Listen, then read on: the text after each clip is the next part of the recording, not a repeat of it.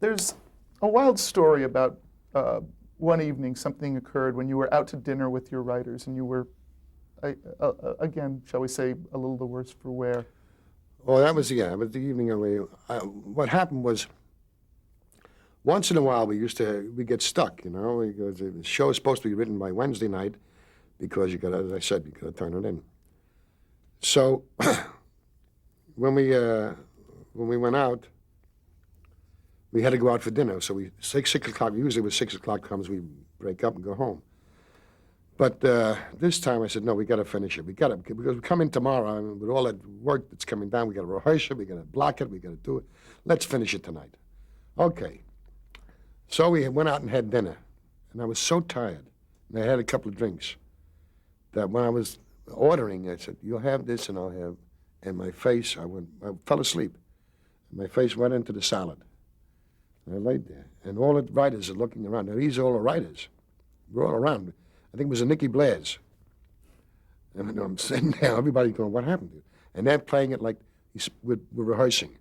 Okay, now he falls down and he has, and they went around and made up a whole thing about what happened, what I did. Oh, good, sit, lay there, sit, don't move. Now, and no, I tell you what, see, now I'll come back and the knife will be in the back, I'll take it out. He comes out, he's supposed to come. They made a little playlet out of it, not to embarrass me. And I woke up about maybe 5, 10 minutes later, and with the salad, and he said, oh, great, said, geez, that's what do it just like that, do it. I said, I didn't know what they were talking about. I didn't know I had fallen asleep. But they protected me. Well, they loved you. Sure, I loved them. Now, after 2 very successful seasons, Caesar's Hour hit rough seas. Talk a bit about some of the changes that were going on, not only on your show, but in television at the time. What was going on in television was the end of live. It was the end of live television. 1957 was over. And it didn't matter what you were doing. If it wasn't on tape, because on tape, they found they could control it. Tape, they can control. Doing a live performance, they got no control. You know what I mean? Not that we did anything wrong, but to them, they had the power. And they wanted every show to be on tape. And when you put it on tape, you lose the spontaneity. Because when you only know you can do, you only can do it once, your whole body comes up with adrenaline, and because this is the performance, this is it. Whereas if you do, let's take, want to take it again? All right, let's take, we did 4 takes, let's do 5. Then one more. And after the 4th or 5th take, you lose it. You don't know what the hell you started anyway. So that's that's what they wanted. This is, they can control it, They can control your timing, they control everything, they got it. And also, they don't have to cater to you. They got the show, they can go this, they can sell it here, they can take it all around. And this is what they wanted. And that was the end of show of shows. And that was me, too, because I was tired. I was absolutely exhausted. By 1957, I was exhausted. And you were coming up against some competition at that time. The competition was Lawrence Welk. That was the competition, because what happened was, now, it went from the coaxial cable went from Chicago all the way to California. So it was live all the way across. But they couldn't show it then, so they had to tape it and put it on then, which they didn't like, because this way they could shop at every place. They didn't have to have a direct line right away. And this was, and I was very tired. I was very, and that was the end of it, That was the end of the era. How did you feel with all of this coming to a close? This is almost 10-year run. A terrible, terrible. You see, I didn't know how to relax. I was so used to getting up in the morning and doing the show every week that even when the summertime, when I have some time off, for the first couple of weeks, I wouldn't know what to do with myself. I couldn't play golf because you have that reaction of what are we going to do, and you can't stop thinking. So you start to write down, ideas for next summer, So you keep on going. And I didn't know how to relax, and I couldn't understand it. It was a very big psychological blow for me, because I didn't know what to do. Where did you see your career going at this point? I had no idea. I was so exhausted. I had no idea what I did or what I didn't do. I didn't have any perspective. I didn't have an agent. I didn't have anybody. Nothing. And the network turned their back on me. They didn't want to have anything to do. Why do you think that was? Well, in a way that I was partly, but because it was starting to show on me, the tiredness, the weirdness, and also the drinking and the pills. That takes a toll. And instead of, like today, if somebody has a drinking problem, they go, wait a minute, let's face him, he's worth a lot of money, right? The show now, if a guy gets $1 million a show and he's only the actor, can you imagine what the other people make? My God. But in those days, the whole show, Caesar's Hour, was $125,000 for everything. That's not even one person's salary today. The whole show cost $125,000 a week. And that was everybody's salary, that was everybody.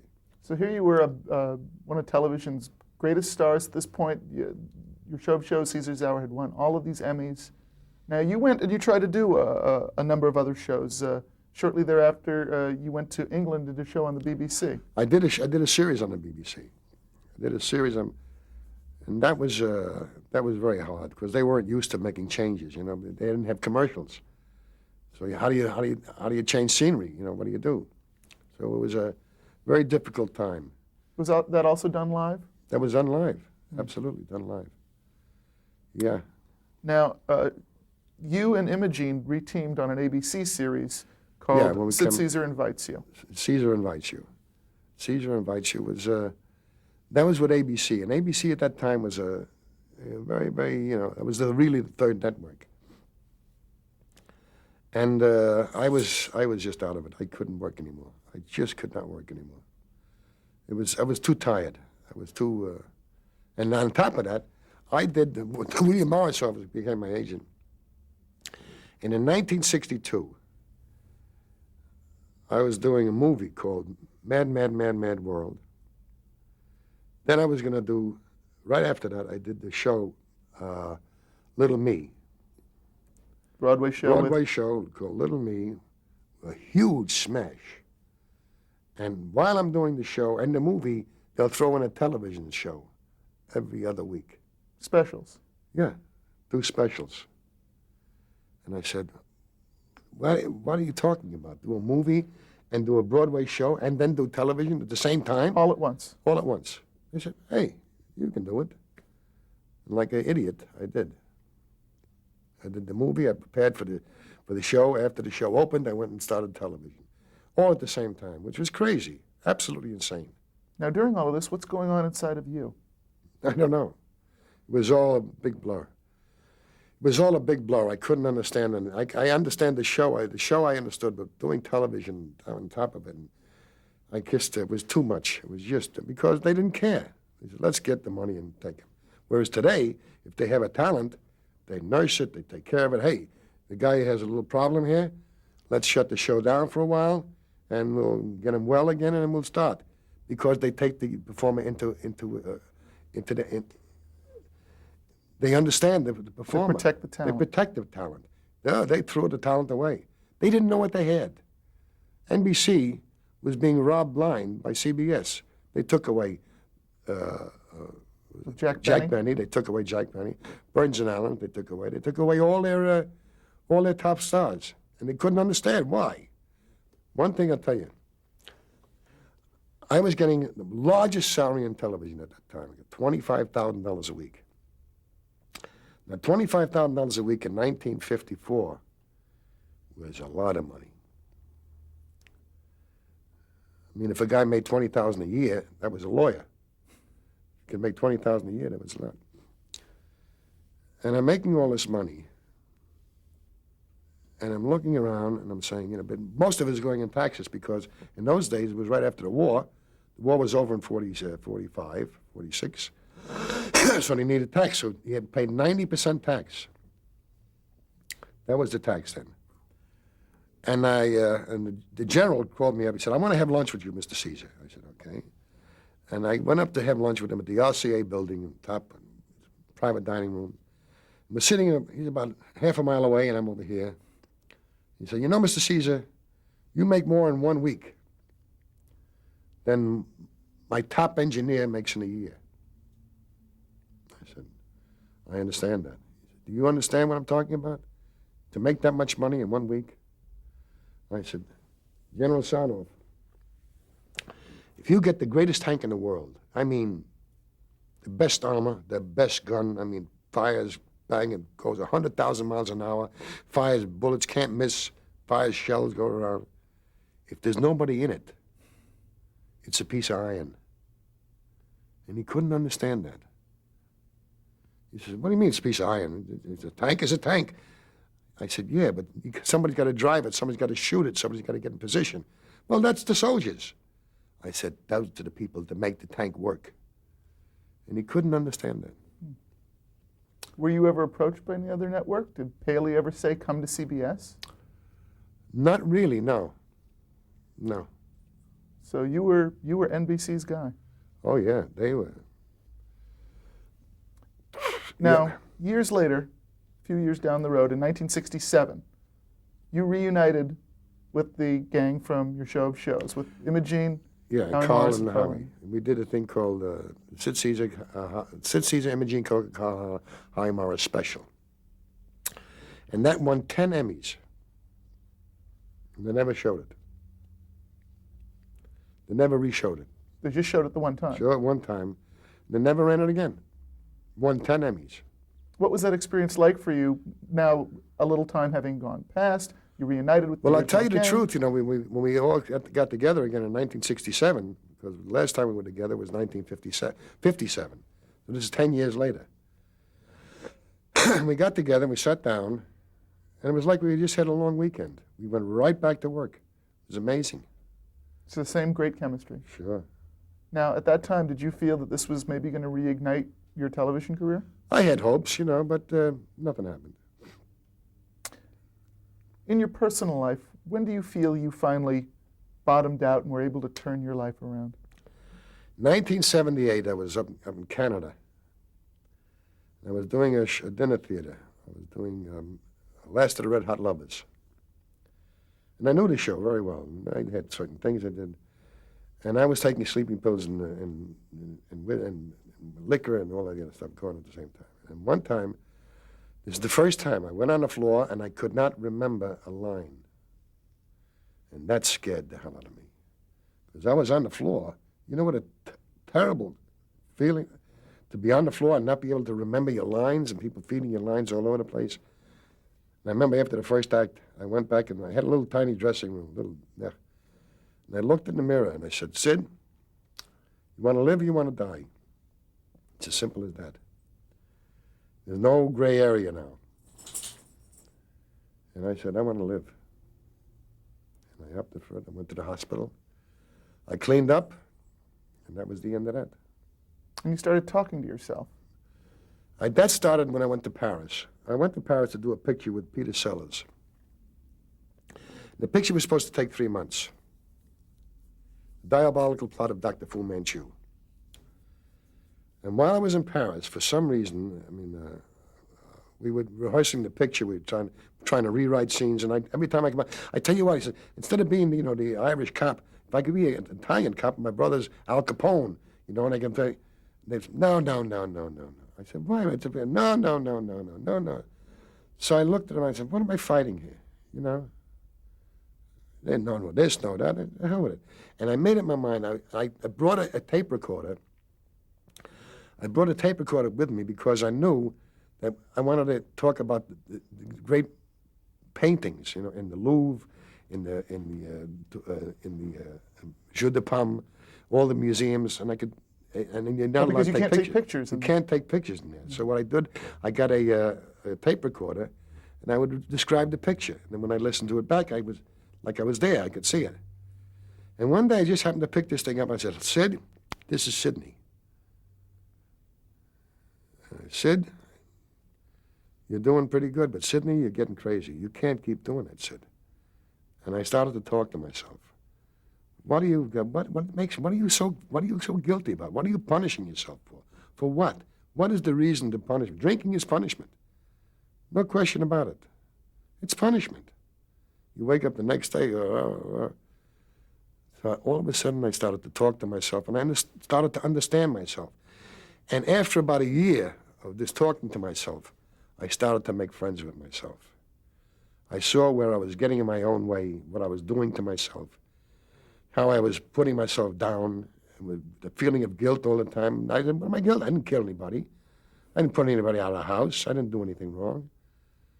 What for? Why carry this on? And it made sense.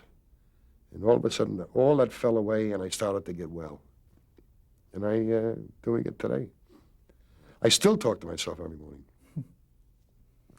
Wanted to touch on something. In 1985, you were inducted into the Television Academy Hall of Fame. Describe how you felt about that particular honor. That was, Television Hall of Fame is, it's one thing to get an Emmy, but get a television hall, to be put in the Hall of Fame of anything is a marvel. It's a wonderful honor. It really soothes your ego, and it really felt good, that I was. And then Imogene came in, and I went for her. But it's a marvelous feeling, because your peers, they're the people you work with. They're the people who they see you every day, in good and bad. And if they vote you, that's a good sign. Well, now talk a bit about your life now. How important is it for you to keep working? I don't like to work. I don't work. I don't want to work. I mean, I'll do it, if there's a small part coming up in the picture or a small part in it, fine. But to really go to work again and do it, no. I really don't. There's a time to say, it's enough. Excuse me. There's a time to say, you're never going to do it as well as you did. And all the experience and all that stuff, you don't have the strength and you don't have the desire to do it, And I like to enjoy life. I like to read. I like to walk. I like to think. I like to talk with people. I like to have some, just to have some conversation. They don't have to do any high-powered stuff. What for? It's done already. And enjoy it. That's the whole thing. My main business now is to enjoy me. Really, how many years you got? You got to enjoy yourself and have some fun with yourself. Have some fun with your family. Sure. Well, now reflecting back on what is already a tremendous body of work. I enjoy my life, by the way. I really enjoy this. I mean, see, there's some people that you can't let go. I got to perform. I got to be in front of that audience. I got to. Fine, that's okay for them.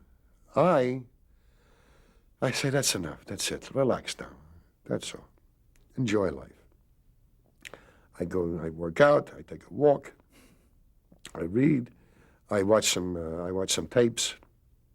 I love the History Channel. I love the Learning Channel. I love the Discovery Channel. Is that the type of programming you enjoy? That's on what I television like. now? I don't look at regular television. No network television? Very little. If there's a game on or something like that, Like comedy programming. Is there anything that you enjoy watching? I used to watch All in the Family. That was a good program. I liked that. It was a good, done very well, written very well, performed very well. And the stuff they had today, they got great stuff on today. I'm sure they do. I mean, I don't watch it. Why don't you watch it? Because for me to sit down and watch comedy, I can't enjoy it. I'm going, well, maybe they should know they could have done it. I'm always twisting and turning and thinking, oh, you could have done that. And I don't want that no more, I want to relax. And when I see the, how Bismarck was sunk, I go, gee, that's great. I want to see that. And I'm actually seeing it, When I see the pictures they have now of the First World War, I said, when I was a kid, I remember, First World War. I mean, it was like, I was born in 22, so the war was still fresh. And I said, boy, can you imagine being a soldier with a helmet and a rifle and a bayonet? Wow. You don't think about being in the trenches, and sitting there with the lice and the stink and all of it. So history is more exciting to you these days than comedy? It relaxes me. I can relax with history. I mean, I'm seeing, you see the Archduke being shot, and you see, that's it. I mean, I read about this. And you see it. And you see the soldiers marching off the war, and I read about this, and here I am seeing it, And I love history. I love history anyway. I love to read history. I enjoy history. I like history and physics. Those are my two hobbies. Did you watch any of the sketch comedy shows that came I after? I watched some of Saturday Night Live, and they had some very good stuff on it. Very good stuff. Do you see some of the influence of your shows Oh, and sure. Caesar's Hour there? Yeah, sure. Like with Carol Burnett or some of the other Well, great... Carol, took the formula over. She did a great job. She really did. She did a marvelous job. She's a good comedian, and she knows how to, got good taste. How do you think your shows have impacted then the programming we watch today? Well, I can see where it's, I see Woody Allen using a lot of stuff, and I see Neil Simon using a little, but that's okay, because they earned it. They worked it out. It's theirs. And I see other people taking from this and that, but it's okay. It's good, because they're taking from you. This is marvelous. Neil Simon said that the experience working for you on Show of Shows and Caesar's Hour was the key factor leading towards his and the other writers' later successes. How do you feel about that? Well, we all learned from each other. I was very, very demanding. I would not put up with settle. I would never settle. Sometimes you have to, because of the time element. But I would, if I could, I would not settle. I'd say, come on, let's get something better. We can get better than this. We can get better than that. I always pushed. And that pushed them, in a certain, especially in a certain time frame, you got to get it all in. So it was a love-terror arrangement. It was a lot of terror and a lot of love. How do you envision television in the next century? Well, television is going now in a way that, I see this in the discovery about the new things that are coming online with computers, and the new things they're finding out in medicine, and new things they're finding out with, it's unbelievable. You could talk to anybody in the world, and it's, you can open a business, you can open a worldwide business with a website, right? Bump, okay, cool. This is a whole new generation of new businesses coming in. Because you can, if you get on a website, you make it, you can sell, you can do, you can be. And that's the new things coming in. There was, in my feeling, in the old inventions of fire, how to use fire. Fire, that was, how to control fire, how to cook with it, keep it warm.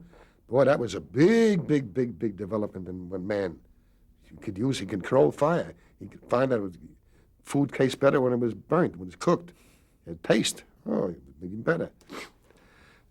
Not only control fire, but then he had the wheel. When he invented the wheel, that was like, we can get from here to there, and we don't have to carry us. We can put it all on here, and we can go. 2 people can carry a whole city. Jeez, it was a big revelation. You could go. And then the big revelation was the plow. When the plow came in, that was the beginning of civilization, because you could make more food. You don't have to go out and look and pick the food. You could make your food. You could grow your food, and you had control over it. You could make more food than you can eat. And when you can do that, you can afford a guy to build you a window or make you a house or carry you, whatever you want, because you had food to spare. When you have food to spare, that means you can have other things in life. It's not just from hand to mouth. You got more food, and you got food for tomorrow, and you got food for, now you don't have to worry about food, because the food is planted. It's coming up. You see it grow. And the Nile would come in and fertilize the land. And it was, grew. That's it. And that was the first big. Those 3 things were the big thing in there. Now, the biggest things are television, which is one of the, that took communism right down. And nobody can do anything now, anywhere in the world. You got a camera there, can't do it. And you were there for the invention of fire and the wheel. Yeah. Now, and the plow. And the plow. You were plowing with Mel Brooks. No, I don't think so. But no, we all planted a lot of seeds.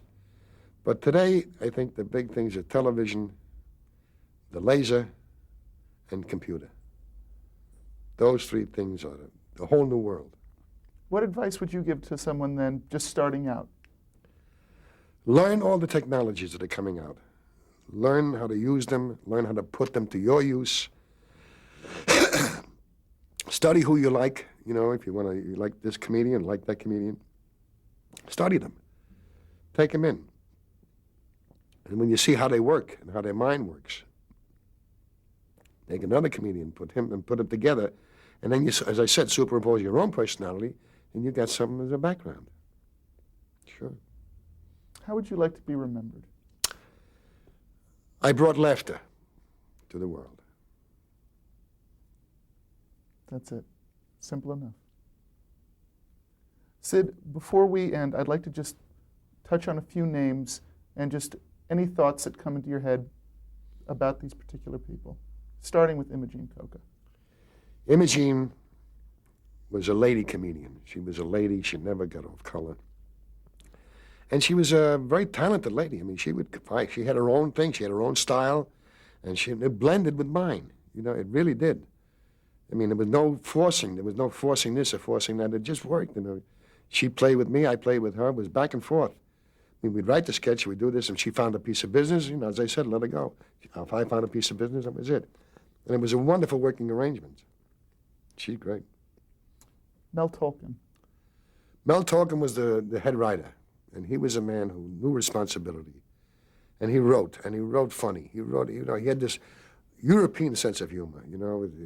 If I'm walking, I have to know that my leg goes forward and my leg is going back. Then this leg goes, then this leg goes, then this leg follows that right up, and that's called walking.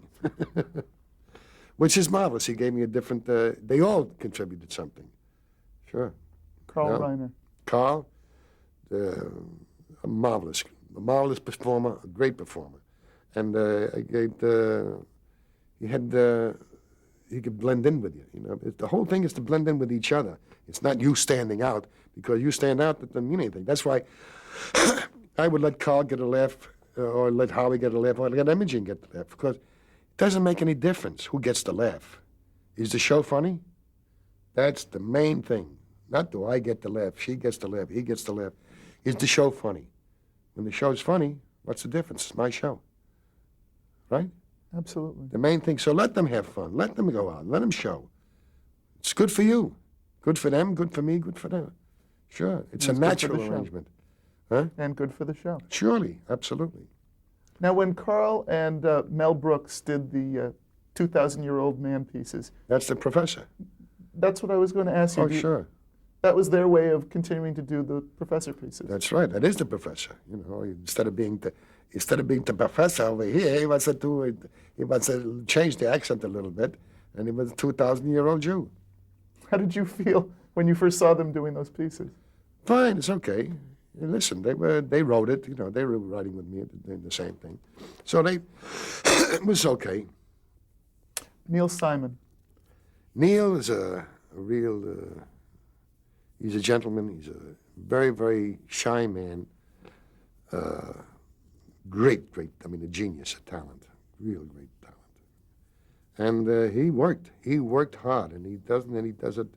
And he's a very soft-spoken man, but he knows what he's doing, and he knows it, and he takes it all in. He really does. He's grown tremendously. I mean, really. Whew. And yet he still reached back into his memory and wrote a play based on the experience working with you. How did you feel when you saw Laughter on the 23rd Floor? I was very honored. I said, gee, that's great. It was a lot of it was true. Punching holes in the wall. Sure. Larry Gelbart. Larry Gelbart is another genius. He's and a wonderful man, wonderful guy. The way he is in the room, that's the way he is in life. Because he's a funny guy. He quips, and you got a mind that very alive. Very, you know, he takes situations and can make fun of it right away. And there's a great dialogue too. He's got great command of the language, and he's got great ideas, and he writes very well. Writes funny. Another genius. Do you want to